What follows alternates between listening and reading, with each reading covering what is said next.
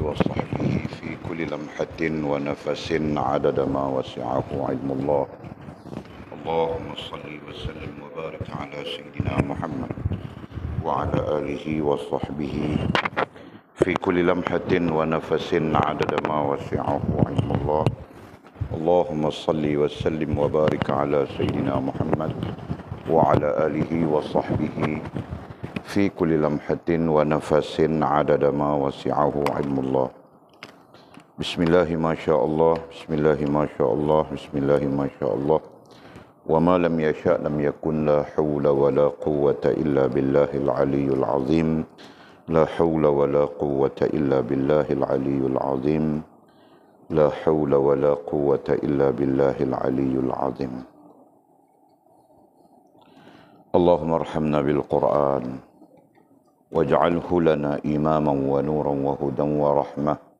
اللهم ذكرنا منه ما نسينا، علمنا منه ما جهلنا، وارزقنا تلاوته آناء الليل وأطراف النهر، واجعله لنا حجة يا رب العالمين. اللهم افتح لنا فتوح العارفين، وارزقنا فهم النبيين، واجعلنا من عبادك الصالحين والمتقين يا رب العالمين. بسم الله الرحمن الرحيم. قال مصنف رحمه الله تعالى: نفعنا الله بعلومه وبكتابه في الدارين. اللهم آمين يا رب العالمين. وبعد قال 205 bawah. وبعد قال Nabi Muhammad sallallahu alaihi wasallam ada bersabda juga tentang hal ini. Lakukanlah perbuatan baik dan hampirilah Allah, dan betulkan dirimu, kerana tiap-tiap seorang itu dimudahkan mendapat untuk apa yang ia diciptakan. Syarahan yang ke-71. Kamu adalah termasuk dalam satu daripada dua perkara, pencari atau yang dicari. Jika kamu murid, maka kamu adalah pencari. Jika kamu guru, kamu adalah yang dicari. Jika kamu pencari, yaitu murid, maka kamu adalah dibebani dengan perlulah kamu menanggung beban itu, berat dan payah menanggungnya. Kamu terpaksa bekerja keras untuk mendapat matlamat yang kamu tuju itu. Tidaklah patut kamu lari dari kesusahan yang menimpa diri kamu dalam hal-hal kehidupan, harta benda, keluarga dan anak pinak kamu. Akhirnya, beban yang kamu tanggung itu akan diringankan dan diambil dari kamu. Maka kesusahan itu akan dibuang dari kamu. Maka kamu akan diberi keselamatan dan kesentosaan, dan akan dibebaskan dari dosa dan maksiat, dan dari pergantungan kepada makhluk.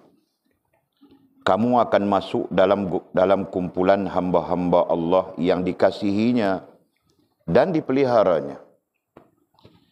Jika kamu dicari, yaitu guru, janganlah kamu salahkan Allah jika Allah menimpa kesusahan padamu. Dan janganlah kamu syakwa sangka tentang kedudukan dan pangkatmu di sisi Allah. Kerana Allah hendak menguji kamu agar kamu ditinggikan lagi pangkat kamu di sisinya. Allah hendak menaikkan pangkat kamu ke taraf mulia dan abdal. Maukah kamu direndahkan tarafmu dari taraf mulia dan abdal, atau kamu memakai pakaian yang lain dari pakaian mereka itu? Meskipun kamu rela dengan tarafmu yang rendah itu, tetapi Allah tidak rela. Allah berfirman, A'udzubillahi minasyaitonirrajim. Wa idza talaqtumun nisaa fabalagna ajalahunna fala ta'dhuluhunna an yankihna azwajahunna idza taradaw bainahum bil ma'ruf. Dzalika yu'adzu bihi man kana minkum yu'minu billahi wal yawmil akhir. Dzalikum azka lakum wa athhar wallahu ya'lamu wa antum la ta'lamun. Ayat 232 surah 2. Apabila kamu mentalak isteri-istrimu lalu habis iddahnya, maka janganlah kamu, yakni para wali, menghalangi mereka berkahwin lagi dengan bakal suaminya. Apabila telah terdapat kerelaan di antara mereka dengan cara yang ma'ruf. Itulah dinasihatkan kepada orang-orang yang beriman di antara kamu kepada Allah dan hari kemudian. Itu lebih baik bagimu dan lebih suci. Allah mengetahui sedang kamu tidak mengetahui. Allah hendak meninggikan, memuliakan dan membaikkan kamu. Mengapa pula kamu tidak mahu menerimanya? Mungkin kamu bertanya, mengapa pula si hamba yang sempurna itu diuji, padahal menurut kenyataan Tuhan, ujian itu ialah untuk pencinta, yakni kepada Allah. Tetapi orang-orang yang dikasihi Allah itu adalah orang-orang yang dicintainya. Jawab kami telah katakan aturan dahulu dan kemudian kemungkinan perkecualian. Nabi besar Muhammad SAW adalah orang yang paling dicintai Allah. Tetapi mengapa baginda pun diuji paling hebat? Baginda pernah berkata, aku paling takut kepada Allah hingga akan tidak ada orang yang lebih takut kepada Allah daripada aku. Aku mendapat penderitaan yang paling hebat kerana Allah hingga akan tidak ada orang yang sama penderitaannya seperti aku. Pernah selama 30 hari dan malam aku tidak ada makanan walaupun sebanyak yang boleh disembunyi di bawah ketiak Bilal.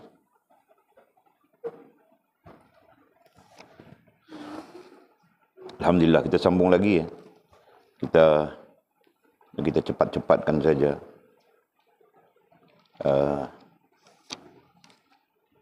Pada fasa ini ya, untuk habiskan. Nah, kita sambung syarahan yang ke-70. Nah, mudah-mudahan kita boleh mengutip mutiara-mutiara ilmu terus saja ya. Kerana dasarnya sudah kita bincang, darasnya sudah kita bincang. Nah, ini sifat pencerahan kepada apa yang telah kita bincangkan. Nah, jadi Walid rasa tidak perlu Walid panjang-panjang, melainkan pada tempat-tempat yang perlu. Okey, jadi bukakan kepekaan kamu orang. Jangan buka kepekaan. Buka kepekaan. Jelas kami sih? Apa? Nah, buka kepekaan, bukan kepekaan. Jelaskah? Nah, okey. Kata musannif rahimahullahu taala sambungannya, Nabi Muhammad sallallahu alaihi wasallam ada bersabda juga tentang hal ini. Atas lagi. Oh, di sana. Okey. Nah, kita baca sudah kemarin itu. Sambungan kemarin. Walid lupa. Bukan Walid lupa, Abang Mizi yang cakap tadi. Dengan Anjung. Angguk saja Walid tanya tadi. Okey, salah Walid, Bang. Nah, Walid baca dulu ya paragraf itu sedikit yang kita telah bincang kemarin. Kata musannif, cara yang paling baik bagimu ialah bersyukur dan memuji penolong kamu. Penolong, ada airnya di sana kan?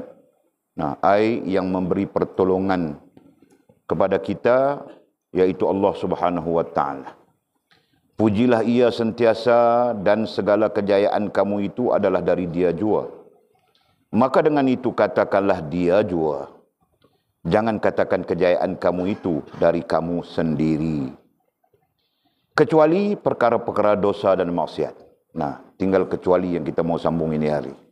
Yang lain, semua kita pulangkan kepada Allah. Tanda syukur kita. Nah, kita kembalikan kepada Allah Subhanahu wa Ta'ala. Ya, dengan rasa terima kasih ya, atas pemberiannya, atas pinjamannya kepada kita. Alhamdulillah. Ya. Nah, sekarang kita sambung. Kata musannif, perkara dosa dan maksiat itu hendaklah kamu katakan datang dari dirimu sendiri.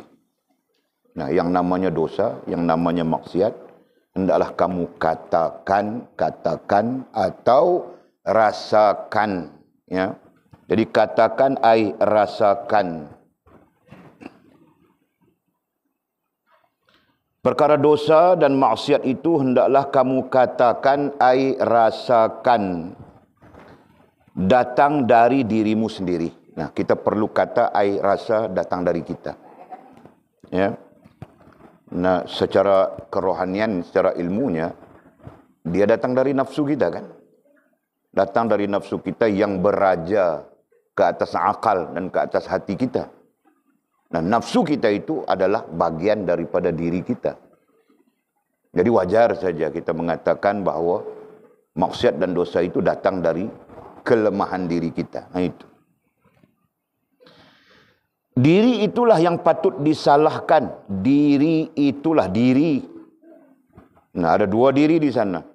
Rohaniah kita dan jasmaniah kita. Nah, itu yang patut disalahkan, bukan Allah Subhanahu wa taala. Jelas?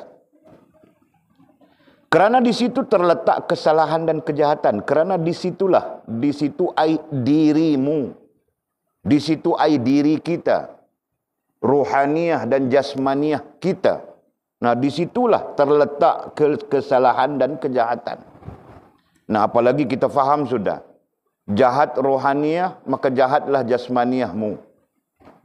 Jahat jasmaniahmu berpunca dari kejahatan rohaniahmu. Nah, jelas. Nah, di sana kenapa dan mengapa dalam disiplin ilmu tasawuf, ilmu kerohanian ini, mendidik kita untuk membersihkan rohaniah. Kan?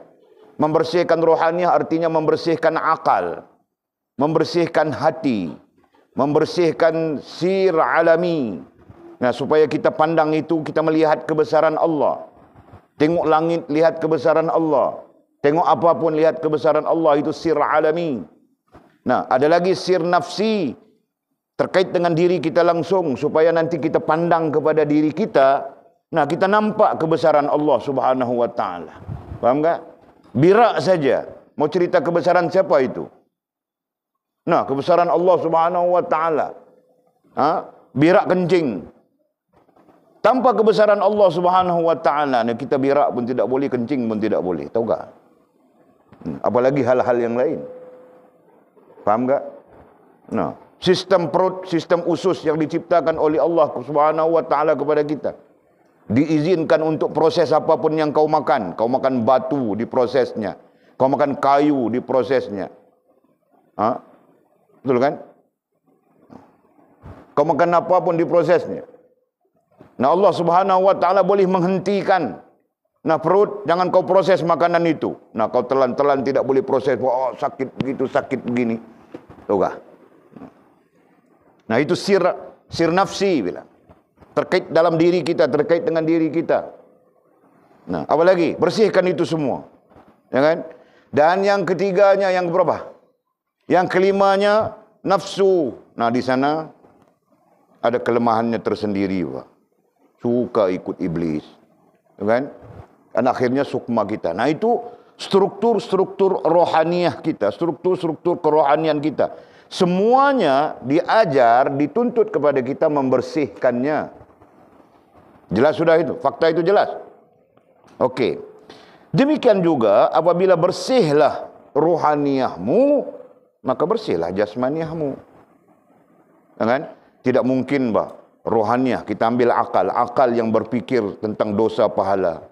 Nah, tidak mungkin dia semudah-mudah itu melakukan apa yang namanya dosa. Ya kan? Tidak mungkin hati yang ada hubungan dengan Allah Subhanahu wa taala penuh ketakutan.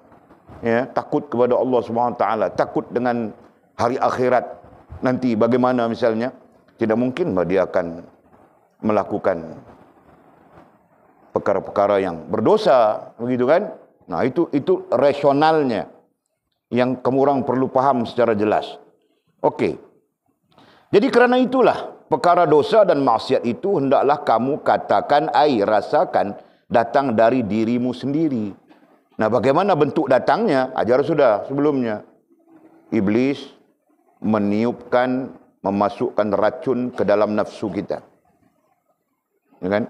Nah, oleh kerana kita tidak mengikut Allah, oleh kerana kita tidak mengikut Rasul, nah, pintu nafsu itu terbuka luas kepada iblis, kepada musuh kita dan musuh Allah Subhanahu wa taala.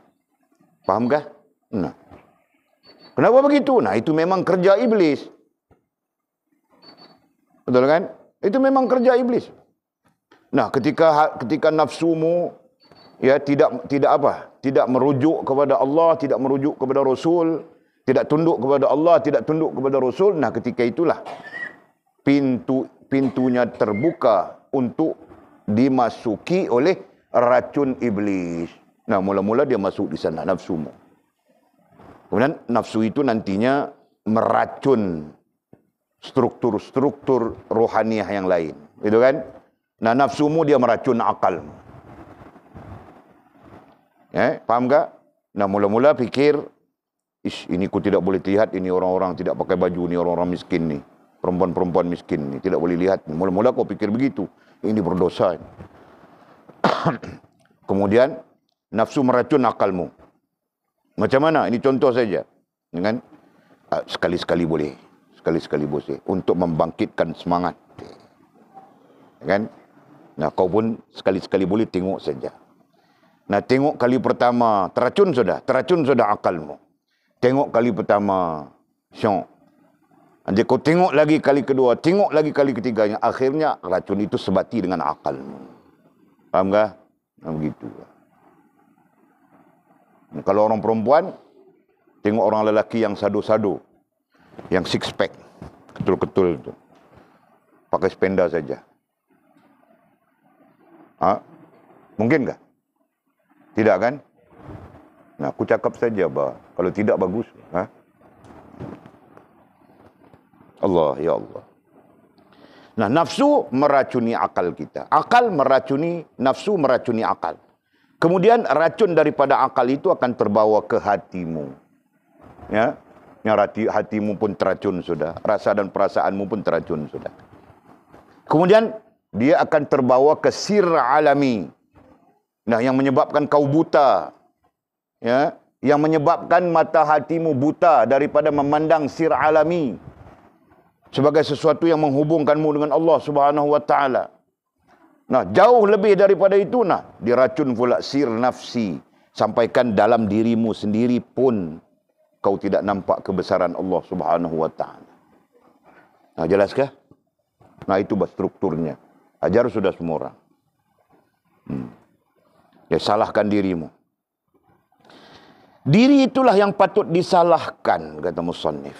Nah, diri kita yang patut disalahkan. Diri yang mana? Dua-dua, rohaniah dan jasmaniah. Melainkan rohaniah kita betul. Jasmaniah kita nanti tersalah. Bukan mencari salah, ya. Jasmaniah kita tersalah. Bukan mencari salah. Beza kan? Nah, mencari salah berarti kau sendiri terjun. Tahu sudah salah, itu tidak boleh, itu tidak boleh. Implikasinya ini, implikasinya itu, kau terjun sendiri. Nah, itu berarti kau yang mencari salah. Nah, sisi lain ada yang sifatnya tersalah. Ini yang kita kaitkan dengan kesalahan itu ada dua. Ya, satu kesalahan yang satu yang disengajakan dan satu lagi yang tidak disengajakan. Nah, yang sengajakan itu kau sendiri yang cari. Kan? Pandai saja kau berawek begitu, berawek begini. Awek mau seksi-seksi, tak seksi tidak boleh. Nah, pandai saja kau. Kalau awek itu salihah, kau tidak suka. Payah, itu tidak boleh, ini tidak boleh. Nah, kau nanti tidak bilang, tidak syok, gitu kan? Nah, kau mau pegang-pegang tangan, mau pegang-pegang punggung, pegang-pegang tetek.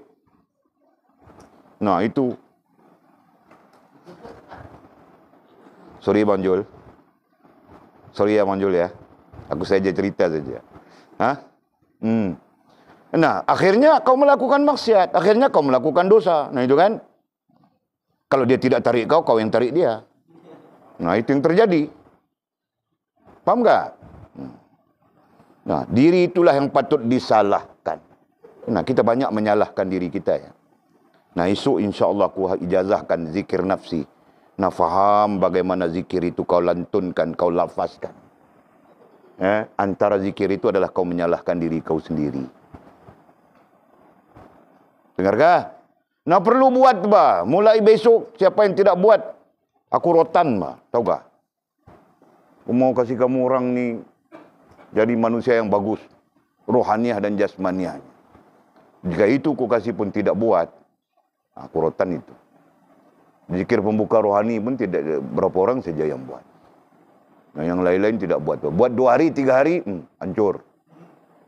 2 hari, 3 hari, hancur. Nah, kita mau mulakan kuliah subuh nanti. Kita mula balik. Subuh ada kuliah. Zuhur, lepas zuhur ada kuliah. Ada baca kitabnya. Kurang-kurangnya dalam keadaan kita kelang kabut kerja, nah 1 kitab selepas zuhur. Nah, jalan terus. Lepas asar 1 kitab. Macam itu. Okey. Diri itulah yang patut disalahkan kerana di situ terletak kesalahan dan kejahatan. Nah, rupanya di situ terletak kesalahan dan kejahatan. Di mana? Di rohaniah.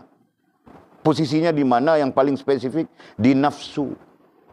Nah, di situ terletak kejahatan. Nah, nanti kemudian kita jumpa sudah, kita bincang sudah.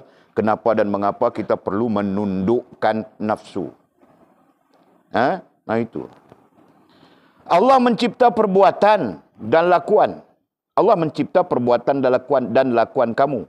Nah, apa maksudnya? Nah, rujuk saja Al-Quran. Inna hadainahus sabila imma syakiran wa imma kafura. Ayat berapa? Surah As-Sajadah. Al-Insan kah? As-Sajadah kah? Inna hadainahus sabil imma syakiran wa imma kafura. Nah, pada ayat itu Allah Subhanahu wa taala memberitahu kita Dia yang menciptakan 2 perkara, baik dan buruk. Dia menciptakan. Nah, bukan bukan diletakkan kepada kita untuk buat. Nah, Dia ciptakan. Kemudian dibentangkan kepada kita dalam padang takdir. Nah, ini hal yang kenapa dan mengapa Walid ajar kasih kamu orang jelas ya. Walid mau kamu orang jelas tentang qada, qadar, takdir.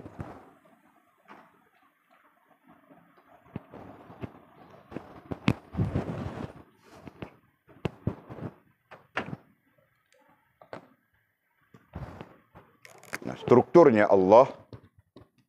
Nah, Allah pemegang penciptaan. Dia menciptakan 2 perkara ya, baik, buruk. Ini strukturnya. Okey? Allah menciptakan baik buruk, kemudian baik buruk ini dibentangkan kepada kita dalam padang takdir. Okey? Dibentangkan kepada kita dalam padang takdir. Nah, kita mungkin berada di atas padang takdir ini. Nah, diri kita di sini, ya. Diri kita di sini, dan diri kita itu dibekalkan oleh Allah Subhanahu wa taala 2 perkara. Ya. Dibekalkan diri kita itu dibekalkan, jangan cakap tentang 2 perkara ini. Dibekalkan oleh Allah Subhanahu wa taala apa yang kita istilahkan dengan mana yang hijau-hijau itu mana? Bukan tempatnya di sini ya. Tempatnya di sini. Diri itu dibekalkan oleh Allah Subhanahu wa taala ikhtiari.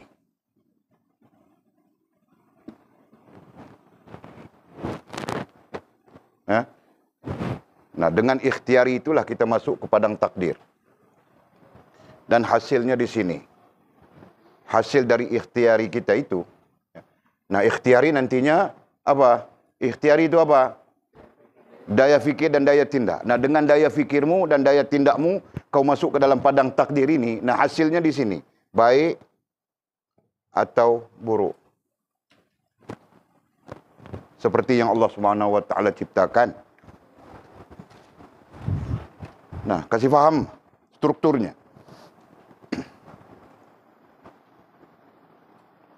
Nah, jadi surah apa cik tadi? Surah Al-Insan ayat berapa? Surah Al-Insan ayat 3. Nah, surah Al-Insan ayat 3 Nah, terkait dengan hal ini. Inna hadaina hussabila imma syakiran wa imma kafura. Nah, ayatnya secara teksnya bilang syakiran maknanya adalah bersyukur, wa imma kafura maknanya ingkar. Secara teksnya, tetapi secara maudhu'nya, secara tafsirnya ialah baik dan buruk. Syakiran mewakili baik, kafura mewakili buruk. Nah, Allah menciptakan baik, buruk.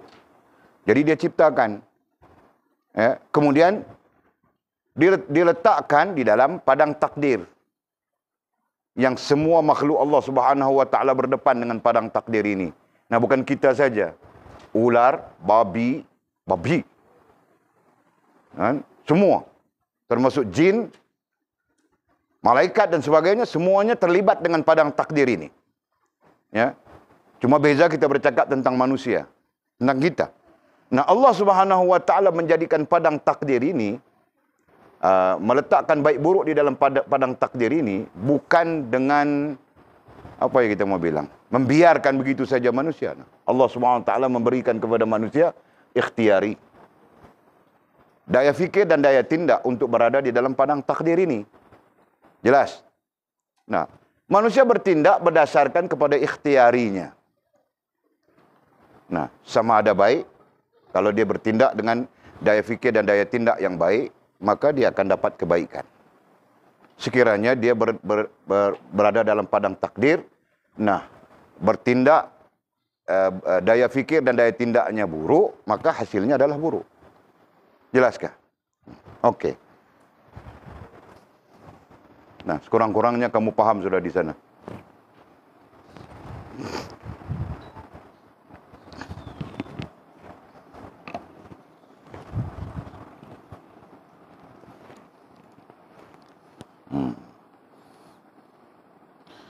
Allah menciptakan perbuatan dan lakuan kamu. Nah, perbuatan dan lakuan itu ai ikhtiari. Perbuatan lakuan yang diciptakan Allah itu namanya ikhtiari ya. Jangan seperti Qadariyah dan Jabariyah yang memahami perbuatan dan lakuan itu adalah tindakan. Nah, jadi dia bilang jika minum arak, jika bangkil minum arak, kami tidak boleh marah bangkil. Kenapa? Karena Allah yang menjadikan bangkil minum arak. Nah, seolahnya begitu. Mana boleh kami tidak marah, bah? Bukan tidak marah, kami pukul lagi bangkil. Kau tahukah? Jadi kau masuk sana tempat kambing itu, makan itu, ada pokok kelapa, kau jangan cuba-cuba buat tuak bangkil. Kan? Kalau tuak Kelantan itu boleh. Tuak Kelantan boleh. Kelantan, Nira itu bilang tuak. Tapi kalau di sini tuak itu mabuk bangkil, kau tahukah? Nah, kau jangan cuba-cuba buat dengan pokok kelapa itu. Okey. Kau jaga kambing sudah, Pak? Okey, faham ya? Allah mencipta perbuatan dan lakuan kamu, ai ikhtiari. Nah, jangan salah faham di sana. Allah mencipta perbuatan dan lakuan kita itu pegangan Qadariyah dan Jabariyah. Nah, kerana itu jika berlaku minum arak, berarti Allah yang mau dia minum arak. Dia dengan sendirinya membatal ayat-ayat syariat yang lain. Salah kan? Menyalahi, Pak. Nah, itu. Allah mencipta perbuatan dan lakuan kamu ai ikhtiari, dan kamu melakukan saja. Nah, dan kita melakukannya. Kita melakukannya dengan apa? Dengan daya fikir dan daya tindak itu tadi. Dengan ikhtiari ai daya fikir dan daya tindak. Faham, Uncle? Itulah sebabnya ada orang yang bijak dalam ilmu ketuhanan berkata, kerana itulah ada orang yang bijak, pandai dalam ilmu ketuhanan. Nah, ilmu ketuhanan itu apa ilmunya? Ilmu ketuhanan ilmu apa? Ilmu tauhid saja, Pak. Tauhid kah, usuluddin kah? Nah, itu ilmu ketuhanan. Kau berpijak di dunia mana pun tidak ada ilmu ketuhanan dalam Islam, melainkan namanya ilmu tauhid atau namanya ilmu usuluddin. Oh, bid'ah itu zaman Rasulullah tidak ada. Ya, betul. Jadi zaman Rasulullah apa yang ada? Yang ada adalah iman. Nah, sebut saja ilmu iman. Faham ke? Itulah sebabnya ada orang yang bijak dalam ilmu ketuhanan berkata. Nah, ada orang yang bijak dalam ilmu ketuhanan kan? Ada orang yang bijak dalam ilmu ibadah. Ada orang yang bijak dalam ilmu adab. Nah, ada orang yang bijak keseluruhannya. Ada orang yang bodoh keseluruhannya. Ada orang yang macam-macam orang kan? Jadi apa kata mereka? Lakuan atau perbuatan itu akan datang dan kamu tidak dapat lari darinya. Ikhtiari itu, lakuan dan perbuatan itu akan datang. Lakuan atau perbuatan ikhtiari itu akan datang dan kamu tidak dapat lari darinya. Nah, rentetan daripada perkataan ini ada syarah yang panjang lebar. Syarahnya mengatakan, ya, apabila datang ikhtiari, daya fikir dan daya tindak, kemudian berlaku ke atas kita, kita melakukannya. Nah, ketika kita melakukannya itu ada dua keadaan yang kita sebutkan. Salah yang sengaja ataupun salah yang tidak sengaja. Nah, jika ikhtiarimu tadi terlibat dengan salah yang tidak sengaja, nah kau terampun. Betul kan? Nah, jika ikhtiarimu nanti terlibat dengan salah yang sengaja, maka kau berdosa. Kau perlu bertaubat. Nah, begitu. Paham? Panggil. Nah, sekarang Atul kau kasih contoh salah yang tidak sengaja.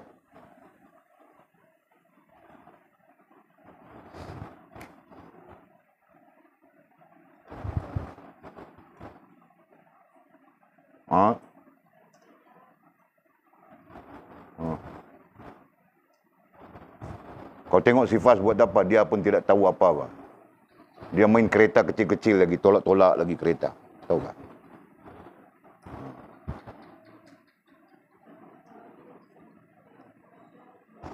Nah, Walid tidak dengar apa kau cakap. Kasih Walid dengar. Baru Walid sahkan, betulkah, salahkah?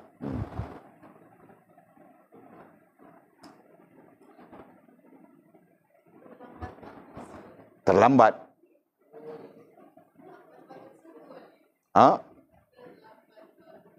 Terlambat bangun subuh. Okey, lepas itu. Nah, Walid tanya yang sengaja. Oh, tidak sengaja. Okey, terlambat bangun subuh. Betul, bah? Dia terlambat bangun subuh. Dia tidak sedar misalnya kan. Tertidur. Bangun-bangun saja jam 10.30, jam 11, jam 12 sudah. Nah, begitu kan? Nah, selalu begitu kan? Nah, contoh itu selalu kah? Tiada kah? Okey, Pak. Okey. Tidak sengaja. Nah, itu kesalahan yang tidak sengaja. Contoh ya, contoh. Okey. Nah, sekarang kesalahan yang sengaja. Fas.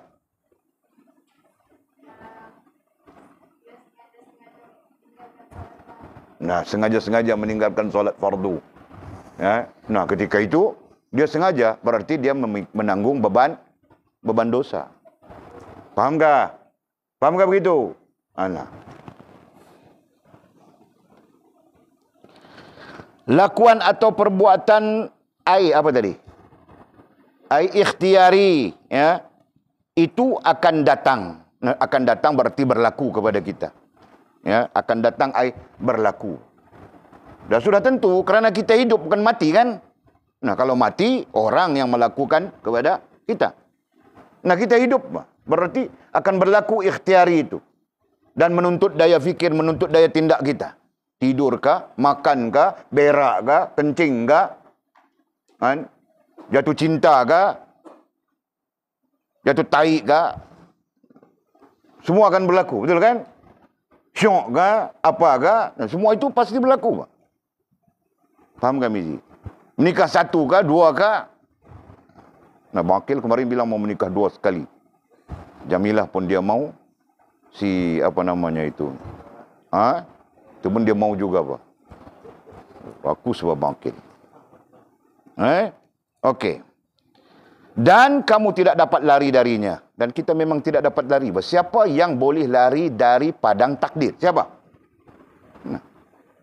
Ada orang boleh lari dari padang takdir kah? Kerana padang takdir itu bukan macam rumah kita. Rumah kita itu bagian daripada apa yang ada di dalam padang takdir. Faham tak? Nah, padang takdir itu berlaku terus. Dan menuntut kita ikhtiari, betul? Faham tak? Nah, sentiasa menuntut kita ikhtiari, sentiasa menuntut ikhtiari kita, sentiasa menuntut daya fikir kita, sentiasa menuntut daya tindak kita. Nah, jelas kah? Jadi bezanya apa? Bezanya kau berdaya fikir dan berdaya tindak sesuai dengan Allah dan Rasul, atau berdaya fikir, berdaya tindak sesuai dengan hawa nafsumu. Nah, itu saja bezanya. Aku sakit tekak ini, ada air kah? Hah? Mes itu.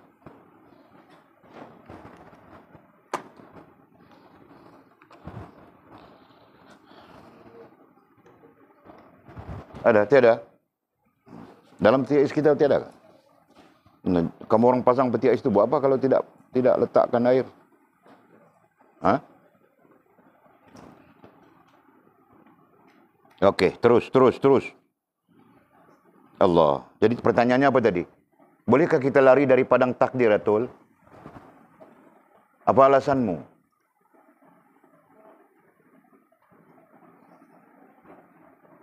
Nah, bolehkah kita lari dari padang takdir?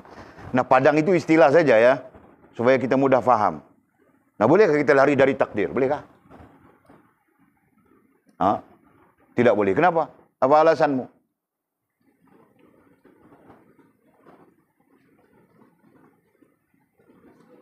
Kau mau cakap itu saja, kau tarik nafas 3 kali. Apa?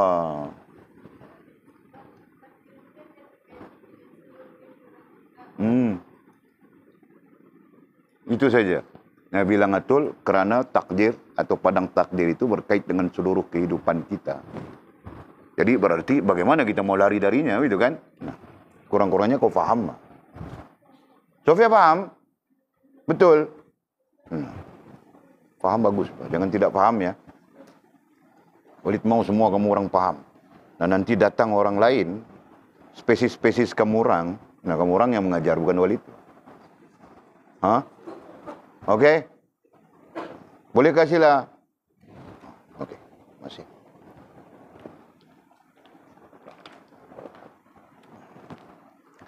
Walid dapat info spesies kamu orang yang banyak. Spesies orang ini sikit saja.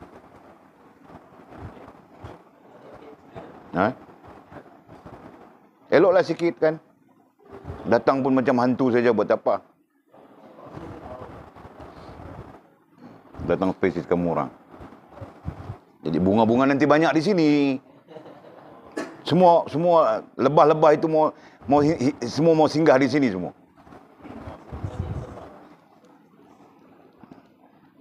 Antara kriteria yang baru kita ambil ni adalah cantik-cantik.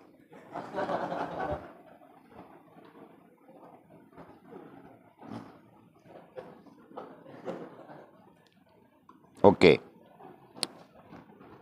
Nah, tidak ada siapapun, tidak ada mana-mana makhluk pun yang terbebas daripada padang takdir Allah Subhanahu wa taala. Jelaskah? Nah, begitu, Pak. Nah, tinggal lagi terkait kita, Allah mengizinkan kepada kita daya fikir dan daya tindak. Daya fikir dan daya tindak itulah yang kita bilang lakuan atau perbuatan. Nabi Muhammad SAW ada bersabda juga tentang hal ini. Nah, ada hadis Nabi terkait dengan hal ataupun tentang yang kita bincangkan ini. Nah, apa sabdanya? Lakukanlah perbuatan baik dan hampirilah Allah.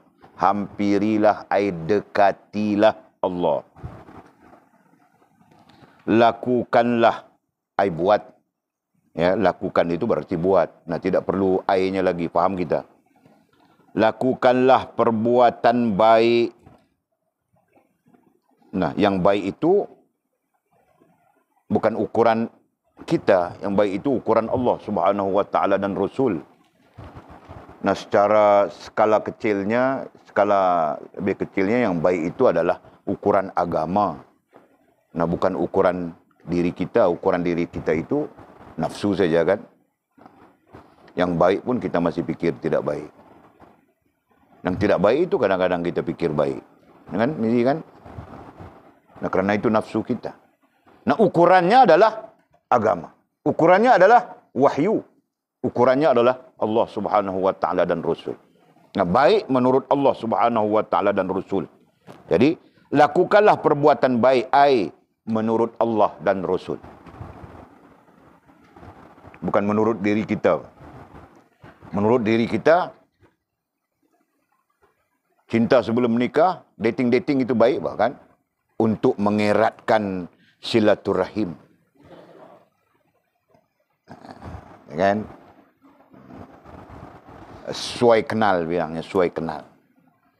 Kan sekarang ibu bapa pun sekarang dia, maaf ku cakap ya, ibu bapa sekarang mengizinkan anaknya untuk dating-dating, tahu tak? Datang si lelaki dengan wai suku perang. Nah, kalau wai suku, yang lain datang si lelaki dengan kereta. Makcik, saya mau bawa anak makcik, mau bawa si apa namanya Ella. Mau bawa Ella keluar. Tengok wayang. Kan? Yang si mama itu tadi tidak, tanpa rasa takut kepada Allah, tanpa rasa berdosa. Nah, mengizinkan dia, elok-elok ya, bagus-bagus, nanti pulang awal. Nah, begitu saja. Nah, berarti dia mengiyakan, betul kan? Dia mengizinkan, betul kan? Astagfirullahaladzim. Dia tidak tahukah? Anaknya perempuan, mizi kau yang datang itu lelaki, dia tidak tahukah? Dia tidak tahukah bangkil ini lelaki datang mengambil anaknya untuk pergi dating-dating? Nampak? Nah, itu contoh ya untuk kita katakan bahawa kita merasakan baik. Kenapa? Karena ukuran kita adalah nafsu kita. Betul kan? Sedangkan Allah Subhanahu wa taala dan Rasul, sedangkan wahyu, nah, itu lebih-lebih lagi kan. Mengatakan itu adalah tidak baik, itu adalah perbuatan berdosa, itu adalah perbuatan salah. Nah, ketika kau berada di posisi ini, ketika kita berada di posisi ini, justru daya fikir dan daya tindak kita mau memilih apa? Paham enggak? Nah, sekiranya daya fikir dan daya tindak kita memilih wahyu, ya. Nah, itulah yang dimaksudkan perbuatan baik. Jelas. Sekiranya daya fikir dan daya tindak kita memilih bercanggah dengan wahyu, bercanggah dengan Allah dan Rasul, maka itu adalah perbuatan yang buruk, kemudian disebut keji dan sebagainya. Paham enggak? Lakukanlah perbuatan baik menurut Allah dan Rasul, dan hampirilah Allah, dan hampiri dekatilah Allah. Nah, ini bahagian daripada pelajaran kita ya. Kita perlu berusaha untuk mendekati Allah Subhanahu wa taala. Nah, masa yang berlalu, per saat, per minit, per jam, per hari, per minggu, per bulan, per tahun, nah sampai kita mati, kita dalam usaha yang sungguh-sungguh, ya, dalam usaha yang sungguh-sungguh untuk mendekati Allah Subhanahu wa taala. Faham ke bangkit? Nah, jangan jadikan masa kita per saat, per minit, per jam, per hari, per minggu, per bulan, per tahun, nah, sampai berapa tahun pun umur kita. Nah, di sana kita lalai, kita rugi daripada usaha-usaha untuk menghampirkan diri kita dengan Allah Subhanahu wa taala. Nah, istilah mendekati, menghampiri terkait dengan hubungan, ya, terkait dengan hubungan. Nah, jadi secara induknya kita perlu membaikkan hubungan kita, mengelokkan, membaguskan hubungan kita dengan Allah Subhanahu wa taala. Nah, itu secara induknya. Nah, secara prosesnya ini, ya, kita dekati, kita hampiri, ya, diri kita dengan Allah Subhanahu wa taala. Paham kah? Dan betulkan dirimu. Bilang Nabi SAW, betulkan dirimu. Nah, betul lawannya salah. Jadi yang salah itu kita betulkan. Kadang-kadang salah itu berfikir. Kadang-kadang salah itu berperasaan. Nah, kadang-kadang salah itu adalah tingkah laku. Nah, tidak lebih dari itu kan? Sama ada kita salah berfikir atau salah dalam rasa dan perasaan dan kemudiannya menjadi salah dalam tingkah laku. Betul? Nah, betulkan kata Nabi SAW. Betulkan dirimu. Artinya apa? Betulkan diri ai ruhaniyah dan jasmaniyahmu. Dan jangan kita biarkan salah. Betul kan? Kecuali yang tidak sengaja. Nah, jangan kita biarkan salah yang sengaja. Nah, termasuk jahil. Jahil itu adalah salah yang disengajakan. Berarti kita menanggung dosa kejahilan itu sepanjang hidup. Sekiranya kita tidak meletakkan diri kita sebagai orang yang mencari ilmu. Faham tak? Nah, itu. Tidak kira siapapun kita. Soal mereka mau berbangga dengan keadaan mereka, itu urusan mereka. Tetapi secara agamanya, ya, tidak meletakkan diri kita, ya, di posisi pencari ilmu, khususnya iman, Islam dan ihsan. Nah, sesungguhnya kita jahil sampai kiamat. Sesungguhnya kita berdosa sampai kiamat. Berdosa disabitkan dengan jahil itu. Dan nanti kita berjumpa dengan hadis bahwa kejahilan itu adalah satu dosa besar.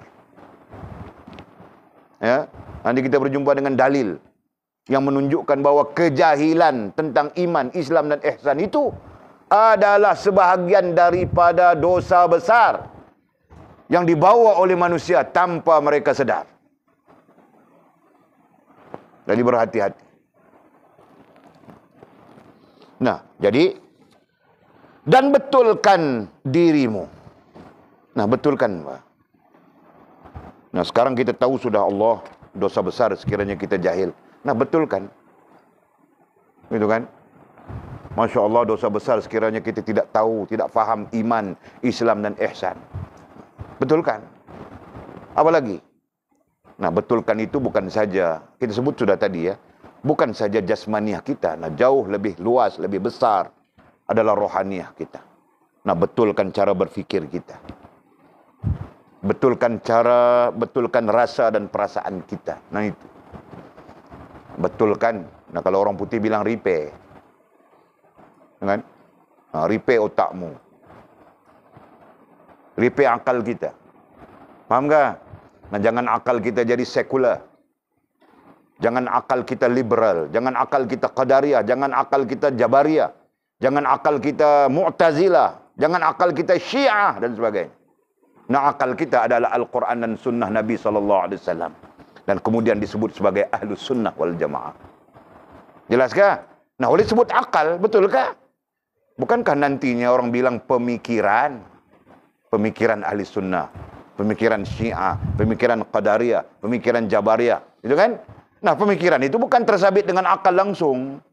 Nah, oleh saja menggunakan istilah itu supaya kamu orang terbuka dari segi keilmuan. Paham tak? Nah, begitu. Nah, kita belajar sudah kan natul kan? Qadariyah, Jabariyah, Mu'tazilah, Syiah. Ya kan? Nah, kita belajar sudah.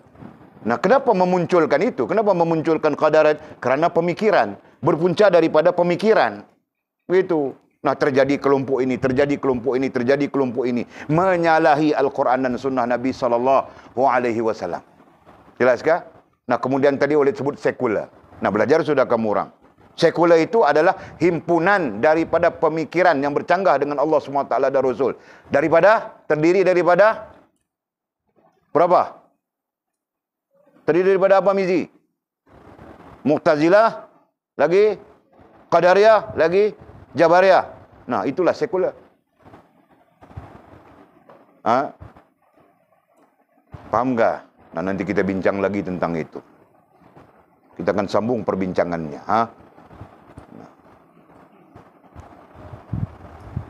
Ada ibu bapak yang tanya, mau bawa pulang sudah anak-anaknya. Ada yang mau pulang kah? Ha? Fas mau pulang, Fas? Kau bukan mau jadi menantu kah? Oh.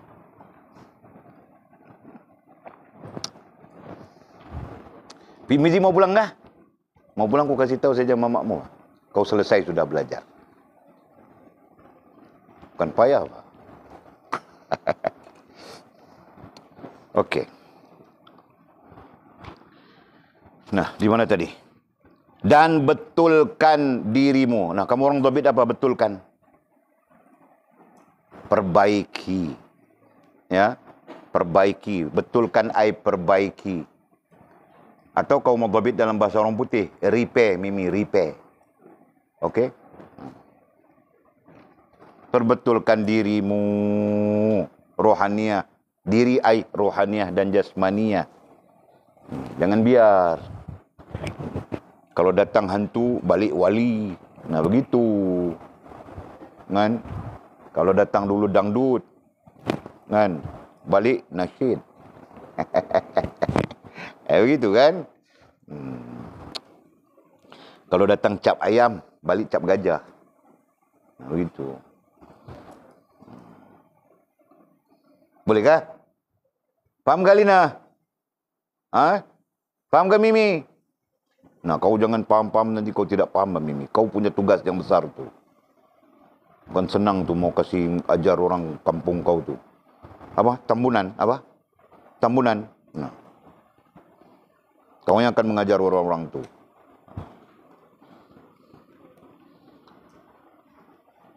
Kerana tiap-tiap seorang itu dimudahkan mendapat untuk apa yang ia ciptakan. Kerana tiap-tiap seorang itu dimudahkan, diberi kemudahan oleh Allah Subhanahu wa taala.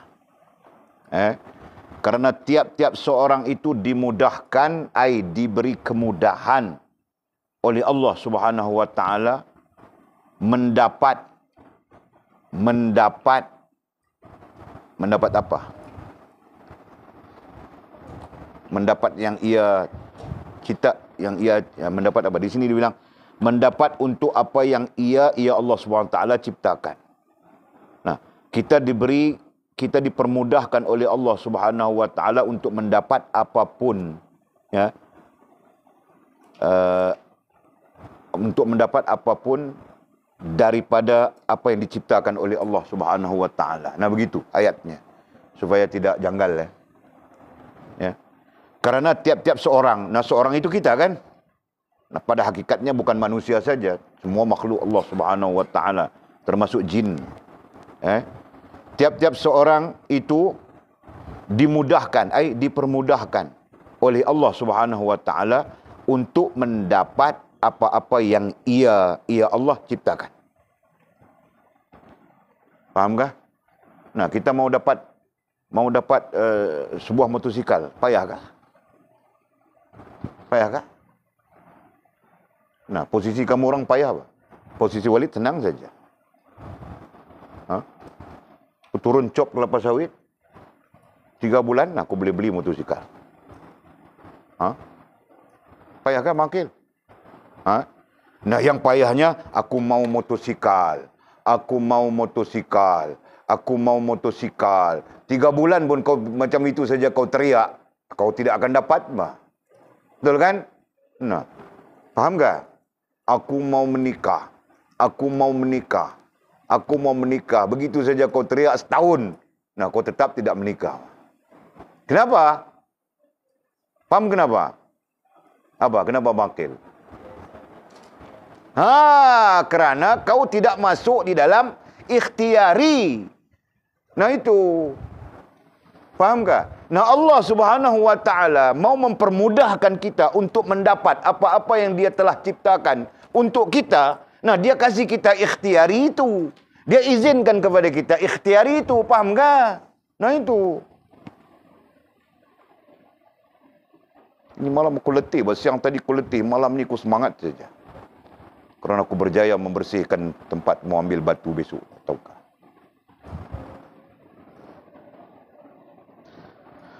Faham tak? Nah, apalagi Ibnu Athaillah Iskandari rahimahullah taala. Tulis. Ini reference ya. Rujukan.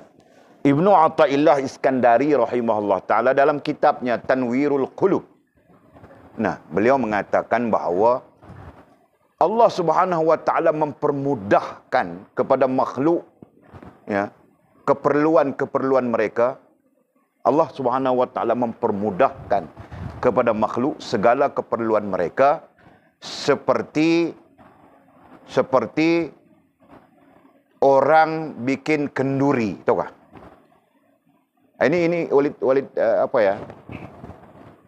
Walid memperjelaskan perkataan Ibnu Athaillah. Seperti orang bikin kenduri. Nah, orang bikin kenduri, dia siap sudah semua kan? Lauknya, airnya, nasinya, apanya, semua disiapkan, betul kan? Nah, tinggal lagi kau datang, kau pergi cari saja kan? Betul? Betulkah begitu, Bangkil? Ha? Adakah orang bikin kenduri, nah kau kena tanam padi dulu. Kan? Nah, kalau kau tanam padi pun ikhtiari juga kan? Nah. Jadi Ibnu Athaillah memberi gambaran ya, Allah Subhanahu wa taala dengan kita makhluk ini, ya, makhluknya bukan kita saja, sekalian makhluk, ya. Nah, dia mempermudahkan kepada makhluk itu untuk mendapatkan keperluan, kata Ibnu Athaillah, seperti orang bikin kenduri. Orang buat kenduri seperti itu. Faham enggak? Nah, nanti jemputannya itu datang mau makan nasi, dia tidak perlu pergi tanam beras, Pak. Tanam padi, Pak, kan? Faham, Makil? Nah, mau minum air semua disediakan sudah. Nah, demikian Allah Subhanahu wa taala mempermudahkan kepada hamba-hambanya. Faham, Makil? Tak paham? Baru paham? Sebaru paham? Nah, kau rakamkan apa yang Walid sebutkan tadi.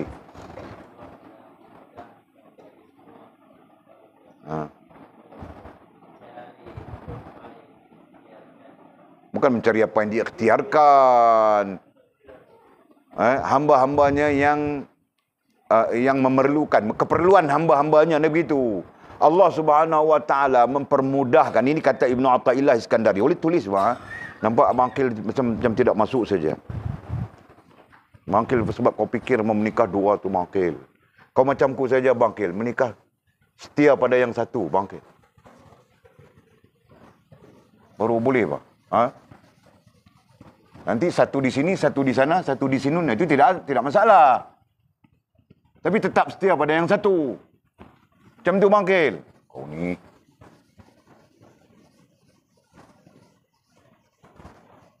Apa kata Ibnu Athaillah tadi? Allah Subhanahu wa taala mempermudahkan, ya. Begitu kan? Nah, bahasa itu Walid mau paling ringkas tu. Mempermudahkan kepada makhluk. Bukan keperluan dulu kah? Kepada makhluk, okey. Keperluannya kan? Kepada makhluk apa? Untuk mendapat keperluan, ya.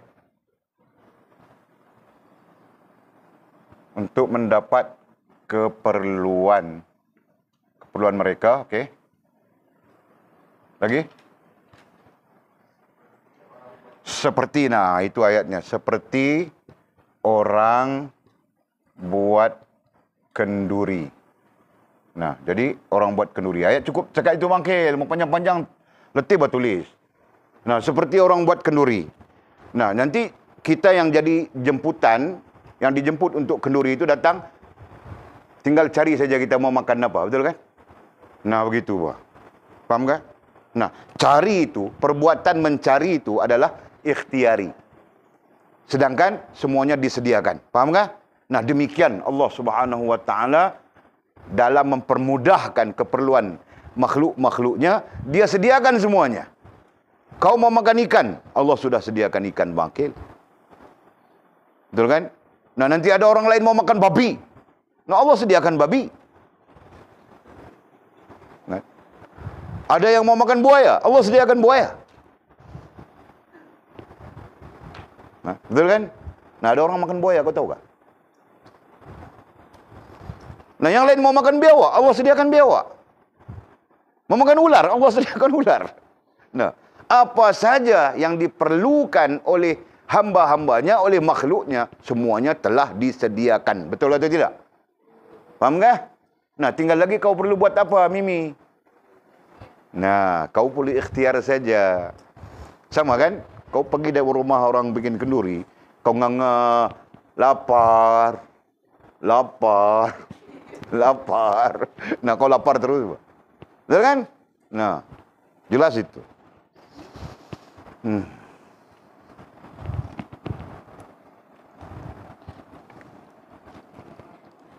Okey. Besok kita mau buat kerja awal ya. Ini malam kita tidur awal. Berhenti awal, tidur awal. Jangan adanya menyembang-nyembang sampai 2 jam, 2, 3, 4 pagi. Besok kita mau buat kerja awal. Lori jalan awal. Siapa bawa lori? Anjung mau bawa lori. Aku tidak harap Anjung. Nanti kau belah orang, mampus aku. Coba. Nah, lori ada. Besok kita jalan saja. Habis cerita. Okey. Nah, sekarang fahamkah? Fahamkah hadis Nabi SAW itu?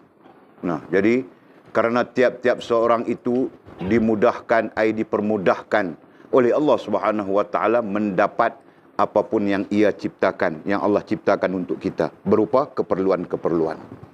Nah, jadi tinggal kita ikhtiar saja kan. Tadi bilang bangkil mau motor. Nah, kau perlu ikhtiar. Kalau kau nyanyi saja tidak dapat. Sama, kau mau menikah dua sekali yang bangkil tadi kan. Nah, kau perlu ikhtiar bangkil. Kalau tidak ngam, kau cari minyak senyonyong. Ya kan? Nah, urusan ngam tidak ngam itu urusan orang perempuan, kau tahu bangkil. Nah, orang perempuan ini dikaitkan dengan penyakit. Nah, salah satu penyakitnya adalah tidak berpuas hati. Nanti kita belajar tentang perempuan bangkil ya. Nah, ada apa ilmunya tentang perempuan? Ada kitabnya, Pak. Ya? Kami belajar tentang perempuan. Kamu orang jangan cuba-cuba mau sabotaj kami. Okey? Nah, nantinya mamamu mengajar tentang lelaki. Nah, kami tidak akan sabotaj, Pak. Okey, Pak. Alhamdulillah. Kemudian kata musannif, syarahan yang ke-71. Nah, berarti kita tinggal syarahan 10 syarahan lagi kan? Berapa syarahan lagi kita tinggal? Terakhir syarahan berapa? Terakhir 50, berarti 10 lagi. Nah, habis ini tinggal 9 gitu kan. Nah, kita cepat-cepat saja. Terakhir ini tidak ada apa, tidak ada. Nah, sikit-sikit saja kan, pandangan, nasihat dan sebagainya. Itu saja. Nah, kata musannif, kamu adalah termasuk dalam satu daripada 2 perkara. Kamu ai kita. Nah, kamu bukan kamu saja, spesifik kamu bukan, kita semuanya. Adalah termasuk dalam satu daripada 2 perkara. Ini terkait dengan apa? Ini terkait dengan ilmu. Ya. Nah, berkaitan dengan ilmu, kita tidak lebih daripada 2 perkara saja. Nah, satu, pencari. Nah, pada dasarnya kamu orang belajar sudah ini kan. Nah, satu, pencari. Yang keduanya yang dicari. Nah, berarti ini masih lagi skupnya kecil, bahkan kamu orang belajar yang luas sudah. Nah, dalam dasar-dasar yang Walid ajar kamu orang asasul usul itu sangat luas. Meliputi semua pandangan sudah. Pandangan yang disepakati. Nah, ini pandangan musannif kita, mursyid kita. Jadi dia bercakap skop yang kecil, skala yang kecil saja. Terkait pencari dengan yang dicari. Nah, sekurang-kurangnya. Okey. Pencari. Nah, istilah ini Walid ajar kamu orang dulu. Pencari. Ada berapa tempat Walid bercakap tentang pencari? Ada 2 tempat kan? Satu dalam hubungan dengan ilmu. Itu Walid bercakap sudah kan? Pencari kemudian wasilahnya guru, kemudian ilmu, ya kan? Nanti apa implikasinya, ya kan? Nah, yang kedua Walid bercakap tentang pencari di maqamat. Betul? Nah, jangan betul saja, bah. Lihat jadual maqamat. Baru masuk kepala terus. Nah, nanti bila-bila masa pun kau cakap maqamat, nah ada saja dalam kepala kau. Kau bercakap tentang pencari, nah ada saja dalam kepala kau. Tidak perlu bawa keluar lagi. Semua maklumat di sini saja. Begitu. Sekurang-kurangnya bukan macam Walid, lebih dari Walid. Walid, nah cakap ini maklumat semua di sini saja. Kau mau bercakap tentang apa? Kau mau bercakap tentang tasawuf. Nah, semua maklumat di sini. Mau bercakap tentang fiqh. Nah, semua maklumat di sini. Mau bercakap tentang usuluddin. Semua maklumat di sini. Faham tak? Nah, kamu orang kena macam itu. Jangan kalang kabut mau cari kitab. Kecuali hal-hal yang apa ya? Hal-hal yang tidak berapa diperbincangkan. Nah, itu mungkin. Tapi hal-hal yang lazim diperbincangkan, nah semua kena ada di sini. Kata setengahnya itu syarat menjadi guru. Paham tak? Itu syarat untuk menjadi guru.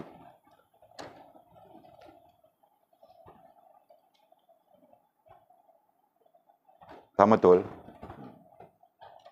Okey.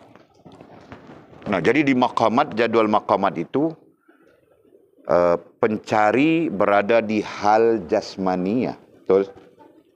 Ya. Pencari berada di hal jasmaniyah. Dan menggambarkan kepada kita tingkah laku ataupun amalan seorang ahli rohani, orang-orang rohaniah.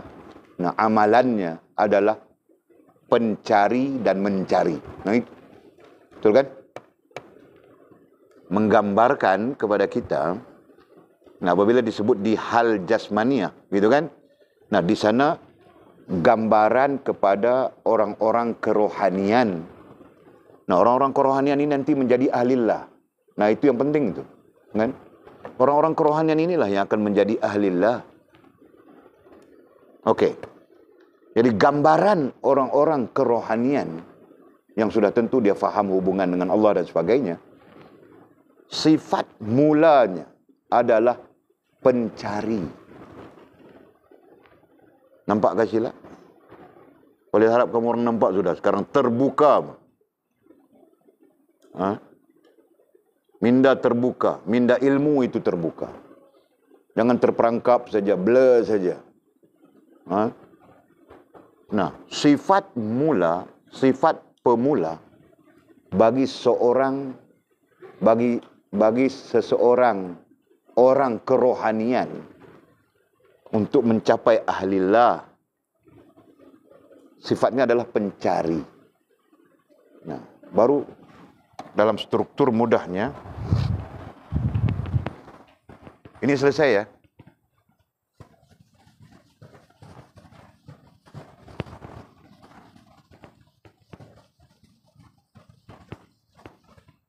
Nah, dalam struktur mudahnya begini, pencari, ya.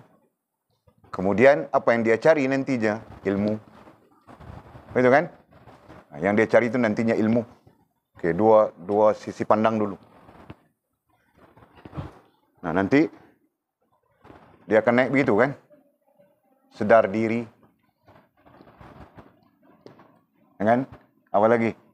Ya, 1, 2, 3, dan 4. Nah, boleh tidak mau tulis. Boleh sebut saja. Itu perjalanannya. Faham tak? Boleh nampak tak? Jadi, kau pencari. Jadi, apa yang kau cari? Yang kau cari adalah ilmu. Itu kan? Untuk apa ilmu? Nah, untuk kau capai sedar diri. Itu kuncinya. Sedar diri itu kunci Allah menerima kita. Kunci untuk menjadi ahlillah. Nah, itu sisi lain. Faham tak? Nah, apabila kau sedar diri, di sini Allah terima dirimu dan di sana sempurna hubungan dengan Allah Subhanahu wa taala. Nah, struktur ini pastikan ada dalam pikiran kamu orang.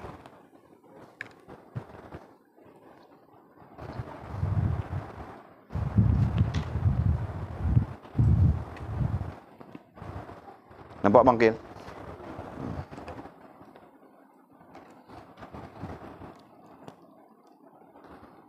Okey. Pencari di situ kan.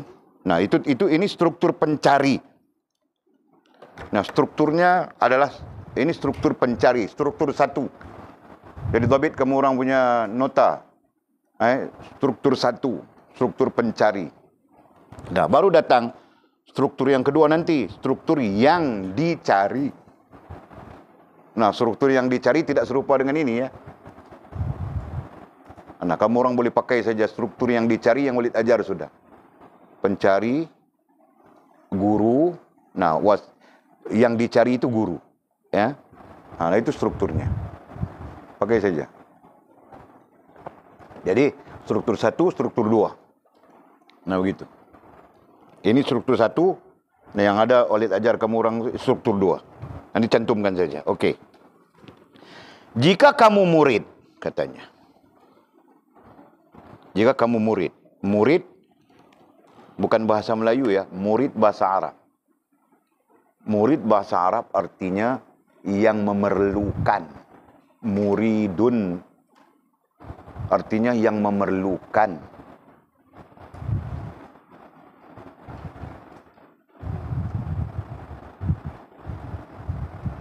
Isim fa'il itu kan, isim fa'il.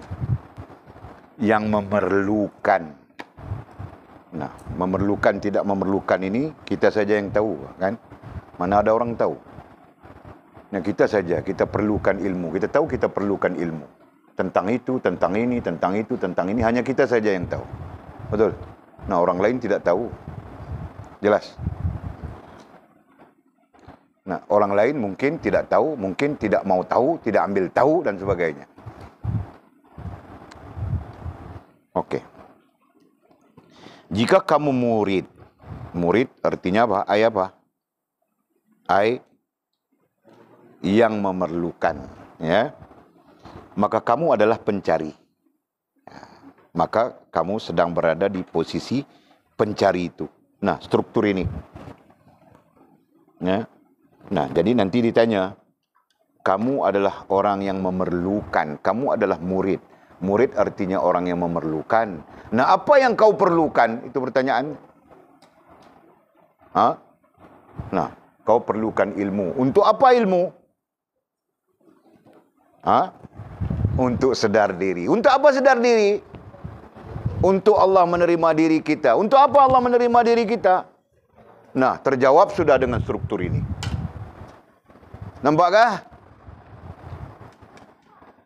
Nampak Anjung? Anjungku tidak tanya pun dia nampak. Itu kelebihan si Anjung. Amaknya mau kasih dia menikah sudah.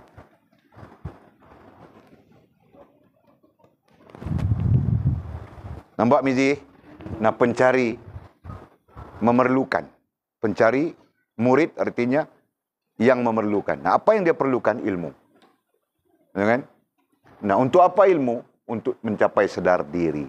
Untuk apa mencapai sedar diri? Untuk Allah menerima diri kita. Untuk apa Allah menerima diri? Untuk sempurna hubungan dengan Allah SWT. Itu kemuncaknya. Ya kan? Jelas? Nah, nampak sudah struktur. Okey.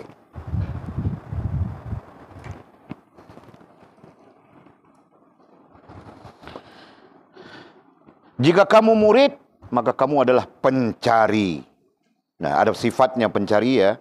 Nanti kita belajar sifat pencari langsung ya.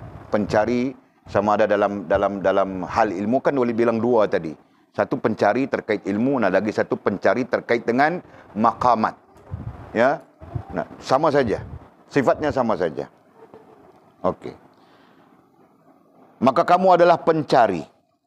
Jika kamu guru, nah jika kamu sebagai guru, maka kamu adalah yang dicari. Nah, jika kita nantinya menjadi guru, ya, memenuhi syarat-syaratnya. Nah, ada syaratnya ya mau jadi guru ya. Nah, kita tidak peduli syarat yang syarat yang dipandang secara liberal, secara sekular, ini kita tidak peduli, Pak. Kita melihat kepada syarat yang diajar oleh para ulama kita, ya.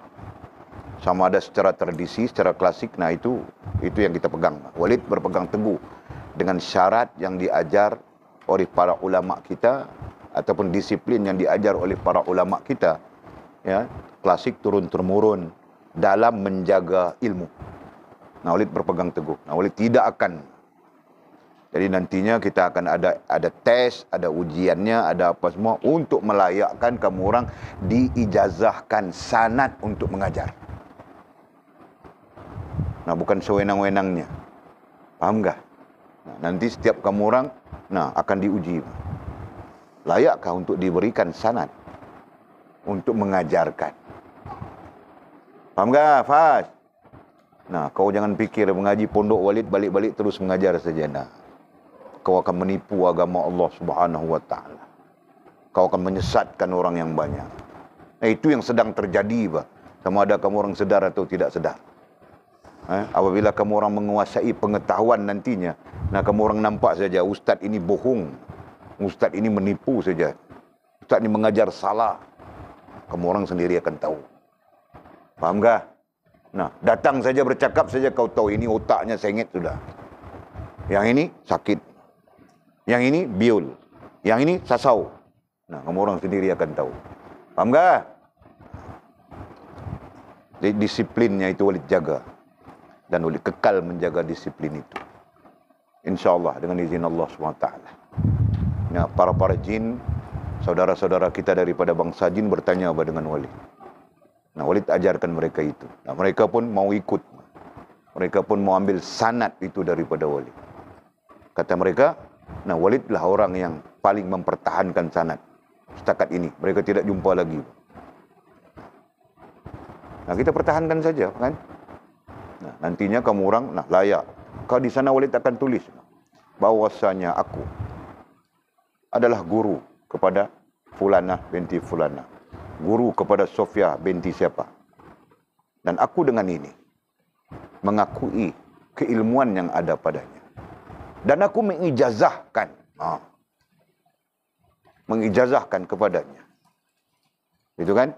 Untuk menyampaikan keilmuan yang diterimanya. Berserta sanad-sanadnya. Nah, itu Walid akan cakap. Nah, ketika itu kau berpegang, kau pegang satu ijazah yang kau boleh mengajar berdasarkan kepada sanad Walid. Baru dia betul, kan? Paham, Sofia? Ini mengajar tidak tentu hala. Pergi belajar bahasa Arab di universiti, datang sini belajar mengajar kitab Usuluddin. Merapu saja. Tahu tak? Nah, mudah-mudahan Allah SWT melimpahkan rahmat kepada kita. Menjadi penyelamat manusia dengan izin Allah Subhanahu wa taala sekadar yang kita mampu. Ya kan? Nah, kemudian kata musannif apa? Jika kamu pencari yaitu murid, maka kamu adalah dibebani. Nah, kemudian kata musannif wallahu a'lam.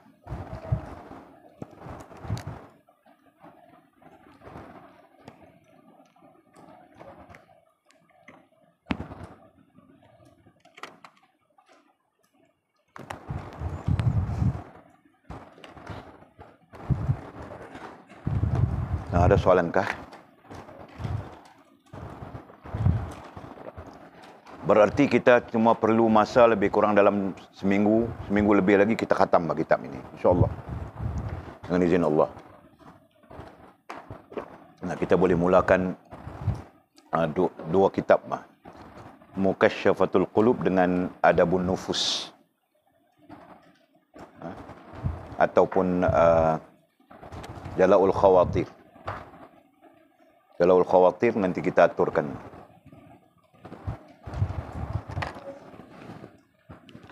Nah, ada pertanyaan kah? Ya.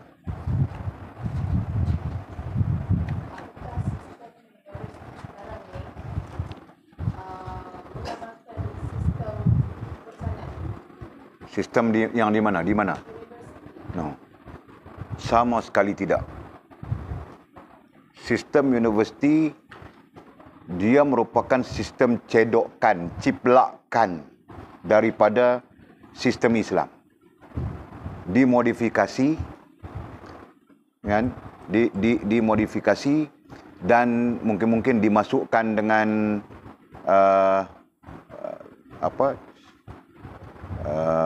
dimasukkan pemikiran liberal, konsep liberal di dalam sistem. Jadi Kalau di Al-Azhar sendiri pun, yang universitinya, yang belajar di universitinya, dia biasa macam tu saja. Sanad itu akan diijazahkan di masjid. Dia macam tu. Jadi ada perbezaan. Yang universiti nanti setelah kita selesai exam, lulus apa semua, nanti kita akan diterima scroll, segolong ijazah, habis macam tu saja. Kan? Tapi yang di masjid, Masjid Al-Azhar, itu khusus orang yang mengaji macam ini. Itu akan dilafazkan bahawa aku, kata guru yang menjadi guru, yang menjadi syekh itu, bahawa aku dengan ini mengijazahkan bla bla bla bla bla, kan, kepada, sama ada dia sebut banyak ramai ataupun disebut per orang lah, kan, aku mengijazahkan kepada fulan bin fulan, fulan bin fulan, fulan bin fulan, fulan bin fulan, fulan bin fulan, fulan bin fulan, fulanah binti fulanah, berapa orang pun, kan, apa yang mereka dengar daripadaku berserta sanadnya, kan, kemudian disebutlah, diijazahkan mereka untuk menyampaikan, menyebarkan apa semua, disebut begitu. Itu caranya. Dan yang menerima ijazah itu dia perlu kabul lah. Aku terima ijazahnya. Macam itu. Disiplinnya macam itu. Tak ada. Nama kata universiti dia tak ada mengamalkan konsep itu.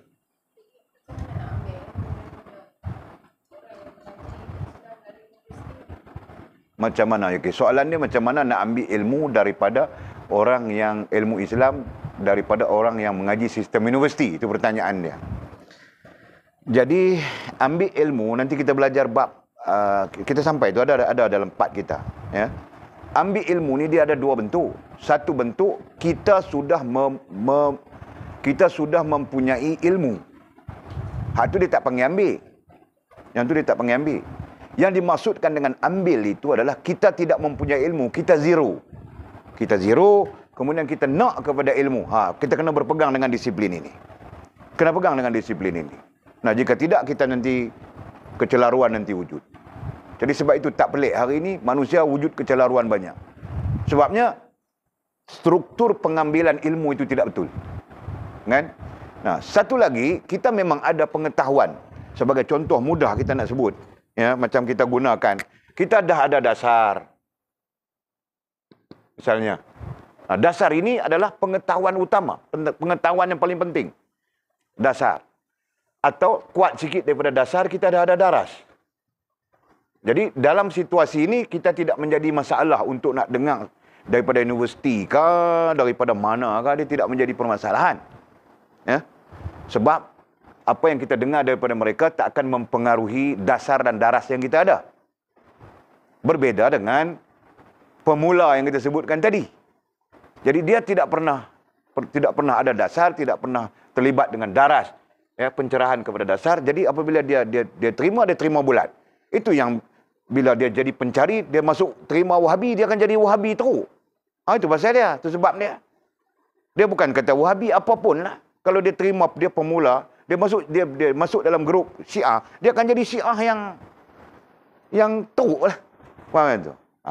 Jadi balik kita kepada, kalau betul disiplinnya, ini adalah disiplin. Yang kita atur untuk pondok kita ni adalah disiplin yang paling benar. Dan kita berani kata ini adalah disiplin yang paling benar. Berdasarkan kepada kita kaji pengajian di Yaman, kita kaji pengajian di Mesir, kita kaji pengajian di Sudan, kita kaji pengajian di India, di Pakistan, kita kaji pengajian di Afrika Selatan. Itu tempat-tempat yang Walid pernah pergi. Buat kajian tentang pengajian. Nah, kita dapat ini adalah yang paling soreh. Disiplin yang paling betul. Nah, siapa yang mengikut disiplin ini, ya, terus sampai ketiga kajian kitab, alim. Ujungnya adalah alim. Faham tak? Nah, dilengkapi dengan ini strukturnya, dan nanti dilengkapi dengan itu alat-alat, ilmu alatnya, bahasa Arabnya, itu ini. Nah, dia akan alim di ujungnya. Faham?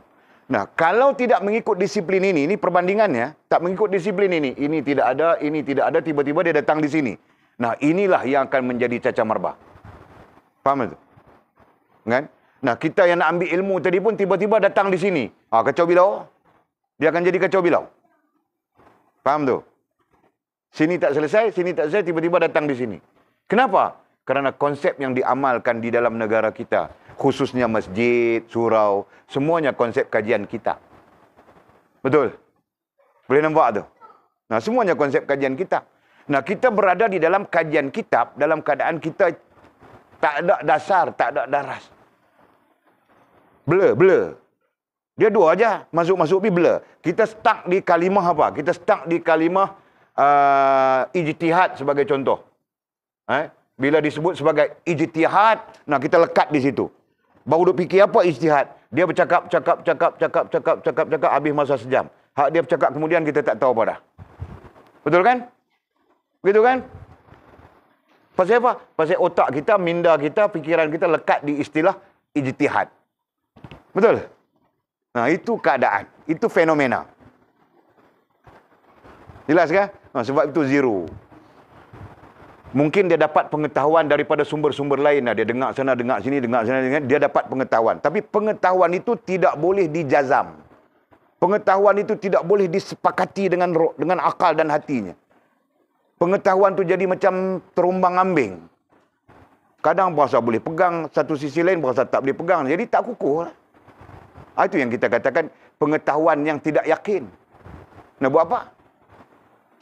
Faham tu? Itu konsep dia. Sebab itu, disiplin ini kita, sebagai pencari, kita di sini sekarang. Nah, ambillah disiplin ini. InsyaAllah, kita mewarisi ilmu yang betul. Pada hakikatnya, ilmu itu bukan banyak mana pun. Sikit saja. Dengan dasar, daras, yang lain kajian kitab. Nah, kajian kitab nanti, kalau dalam konteks kita letaklah 30 kitab kita susun. Udah, lepas mengaji sudah 30 kitab. Biar pergilah. Apa masalah dia? Kita nak merujuk kitab ni kata apa? Kitab ni kata apa? Kitab ni kata apa? Kitab ni 30 kitab sekalipun, 100 kitab sekalipun, tak ada hal. Betul? Nah. Sini perlu kukuh, sini perlu kukuh. Jelas? Nampak tu nah? Itu disiplin dia. Jadi soalan balik kepada soalan, boleh tak nak ambil ilmu daripada hak keluar universiti apa semua? Kalau kita berdasarkan kepada disiplin ini, tetap tak boleh. Sebab itu, kita bercanggah. Walid bercanggah dengan Profesor Walid sendiri. Profesor di universiti, canggah. Walid bilang dia, belajar di universiti tidak akan jadi alim. Dia tanya kenapa? Nah, Walid cerita dengan dia, ini. Mana kau dapat ini? Ini adalah disiplin yang diajar oleh para ilmuwan Islam secara tradisi. Nah, katanya ini yang paling betul. Faham tak? Nah, apalagi belajar di universiti ini menipu saja. Nah, Walid jujur apa? Menipu. Tahu tak?